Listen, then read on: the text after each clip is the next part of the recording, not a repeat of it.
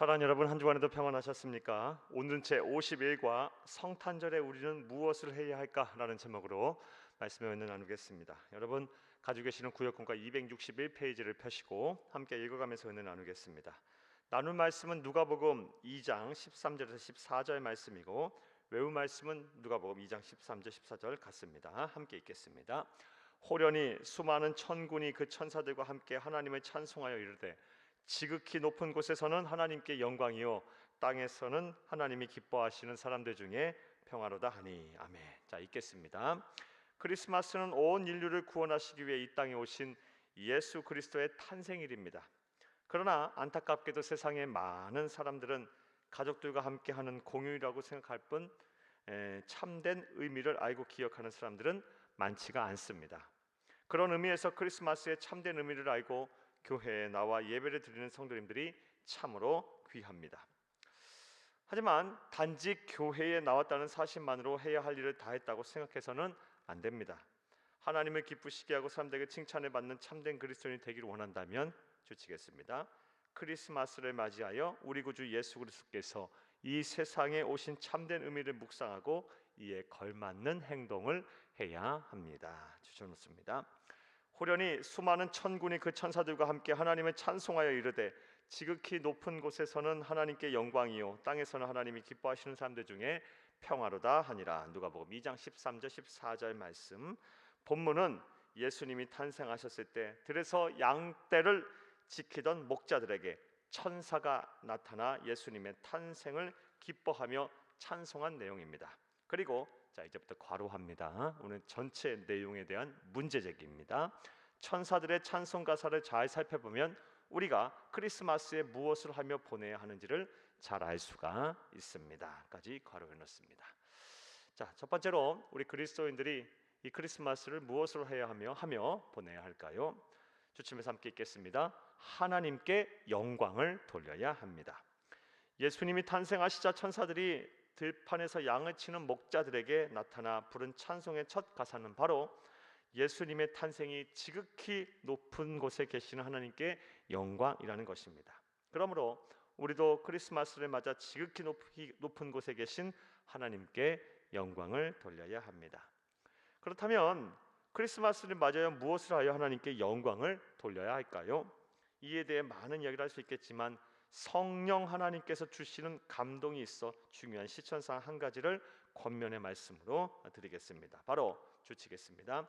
한국 교회가 교회다움을 회복하고 다시금 부흥하여 세상의 소망이 되게 하는 것입니다. 까지 추천했습니다. 하나님은 교회를 매우 사랑하셔서 교회를 가리켜 당신 자신의 몸이라고 말씀을 하셨습니다. 따라서 교회가 건강하고 아름답게 성장하는 것처럼 하나님께서 기뻐하시고 영광을 받으시는 것이 없습니다. 그런데 오늘날 한국 교회는 많은 비난과 불신을 받고 있습니다. 특별히 코로나19 이후 상황은 매우 처참합니다. 코로나 기간 동안 대략 만여 개 교회가 문을 닫았다는 통계가 심심찮게 보고되고 있습니다. 무엇보다 10대, 20대 청년 즉 소위 MZ세대의 교회 이탈이 심각하여 현재 교회 출석률이 3%라는 주장까지 나오고 있습니다. 우리의 자녀들 100명 중 겨우 3명 혹은 4명만이 예수를 믿고 교회에 나온다는 것입니다. 실제 한국 교회 대부분 교단들의 교회 학교 출석률이 지난 10년간 30%나 감소하였습니다. 그렇다면 이런 절체절명의 상황 속에서 그리스도인들은 무엇을 해야 할까요? 먼저 주시겠습니다. 한국 교회의 문제점은 분명히 인식하되 무조건적으로 불신하거나 그 존재 이유를 부정하여 교회를 폐지해야 한다는 생각을 해서는 안 됩니다. 그 반대로 교회가 새로워지도록 본래의 기능과 사명을 다하도록 더욱 기도하며 이를 위해 열심히 노력해야 합니다. 주쳐놓고 1번 하고 써놓습니다. 교회가 교회다움을 회복하고 다시금 부흥하여 세상의 소망이 되게 하기 위해, 그래서 하나님께 영광을 돌리기 위해서 우리가 크리스마스 맞이하여 무엇을 해야 할까요? 무조건적으로 교회의 부족한 면, 교회의 부정적인 면을 부각하거나 또 부정하지 말고 교회가 더 새로워지고 더 본래의 기능과 사명을 잘 감당할 수 있도록 우리가 기도해야 합니다. 또 노력해야 합니다. 나아가 교회를 이루는 우리의 믿음이 변해야 합니다. 주치 않고 2번 합니다. 우리의 믿음이 변해야 한다. 특별히 주치입니다. 부모의 신앙이 달라져야 합니다.까지 줄쳐놓습니다. 믿음의 부모라는 우리들이 성공제의주의, 황금만능주의 등 인본주의적 생각에서 벗어나지 못하고 있습니다. 그래서 교회는 안 가도 학원은 보내고 자녀의 성적에는 기민하게 반응하지만 자녀가 구원의 확신은 있는지, 예배는 어떻게 드리는지에 대해서 관심이 별로 없습니다. 그것이 지속되다 보면 자녀들은 금세 세상에 물들게 됩니다.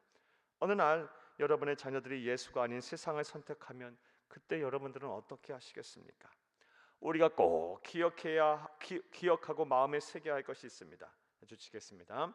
자녀들에게 우리가 줄 수 있는 가장 큰 선물은 바로 예수 그리스도와 구원의 복음이라는 사실입니다. 주쳐놓습니다. 우리가 줄 수 있는, 또 우리가 물려주어야 할 가장 귀한 선물입니다.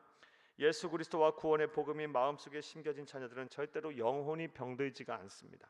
설령 그렇다 할지라도 반드시 하나님의 은혜 속에 회복이 됩니다. 예수 그리스도와 구원의 복음을 선물 받은 자녀들은 절대로 낙심하거나 절망하지 않습니다. 오히려 자족의 은혜를 누리며 아무리 현실이 답답하다 할지라도 소망을 가지고 하나님의 나라를 향한 큰 비전을 바라봅니다. 부디 자 이제부터 괄호합니다.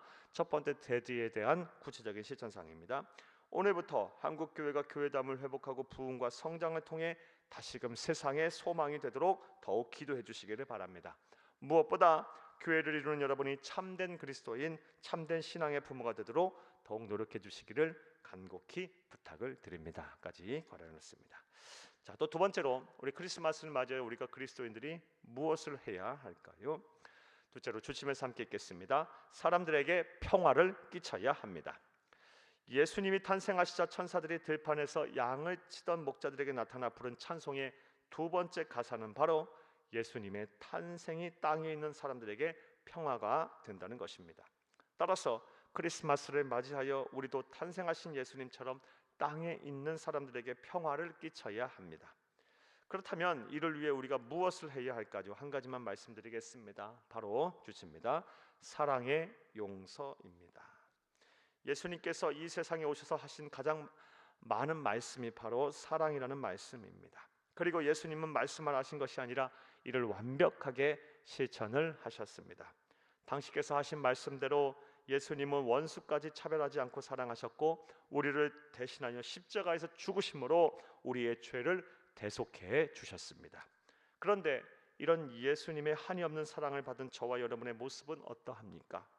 예수를 믿지 않고 복음을 모르는 사람들도 서로 사랑하고 용서하는데 예수님에게 생명을 빚지고 그분처럼 살겠다는 우리들은 오히려 사랑하지 않고 용서하지 않고 있는지 우리의 모습을 되돌아보아야 할 것입니다. 이제부터 괄호합니다. 두 번째 대지에 대한 구체적인 실천사항입니다. 크리스마스를 맞이하여 우리가 서로 사랑할 수 있기를 바랍니다. 여러분의 마음속에 쓴뿌리처럼 남아있는 그런 사람들, 그래서 내 삶의 결정적인 순간마다 튀어나와 나의 마음과 생각을 힘들게 하는 그런 사람들을 예수님을 생각하며 용서할 수 있기를 간절히 바랍니다. 까지 괄호해놨습니다. 사랑하는 여러분, 저는 크리스마스를 맞이하여 우리 그리스도인들이 해야 할 일들에 대해 예수님의 탄생을 목자들에게 처음 알린 천사들의 찬송에 근거하여 말씀드렸습니다. 자, 이제부터 괄호합니다. 오늘 전체 내용에 대한 요약입니다.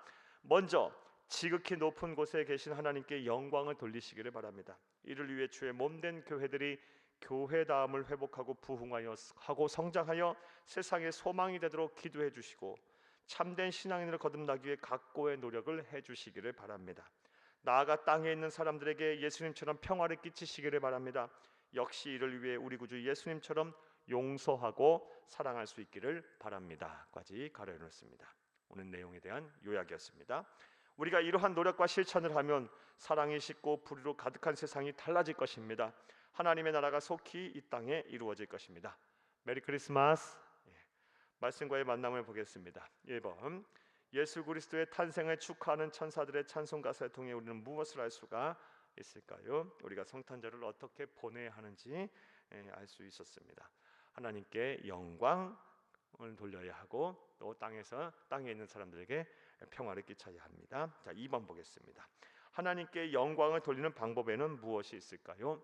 오늘 우리의 본문 말씀을 통해서 또 우리 하나님의 말씀 설교를 통해서 우리가 살펴보았습니다. 교회가 교회다움을 회복하고 부흥하고 성장하여 세상의 소망이 되는 것, 이것이 하나님께 영광을 돌리는 방법입니다. 그리고 우리가 우리의 신앙생활을 잘해서 참된 신앙인으로 거듭나는 것, 그것이 또한 하나님께 영광을 돌리는 것입니다. 무엇보다 사랑하는 여러분, 저와 여러분이 참된 신앙인이 되고 또 우리의 신앙을 우리의 자녀들과 후손들에게 잘 물려주어야 할 줄로 믿습니다. 3번 보겠습니다.